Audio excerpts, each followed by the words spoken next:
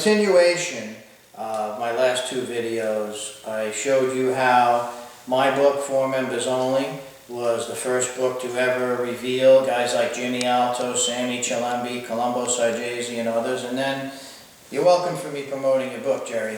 Jerry Capici's book, Mob Boss, a story of little Al, unknowingly verifies all of that. And let's face it, Jerry Capici lives this stuff, so I'd say he's pretty accurate. And I know he's accurate, and I'll prove it in other documents.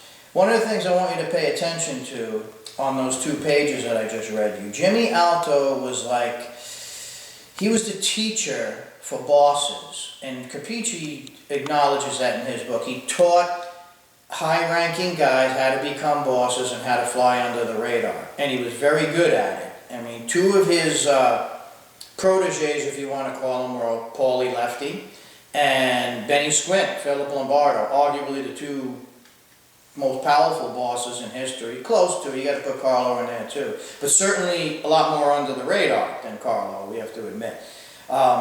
When you read that paragraph, read between the lines. There were high-ranking mob associates wanting to meet with Jimmy Alto to talk to him. Okay, sometimes he would let him in, sometimes he wouldn't. Whatever that, see if they know him from Albuquerque thing was, that was his, that was how if he knew him or he didn't. But he also says Paulie Lefty was already in the club helping Jimmy Alto with his schemes. That's correct. Paulie Lefty was already in with Jimmy Alto. He already passed the training stage, if you will. And he wound up taking over that cafe from Jimmy Alto. That cafe became For Members Only Social Club on 116 Mott Street that became Paulie's club. Well, obviously Paulie was already in with Alto by this point. And what do you think Alto was training him for? To be a bookmaker? Of course not. So when you read that, many of you will read between the lines, and it kind of pretty obvious that he took over from Jimmy Alto.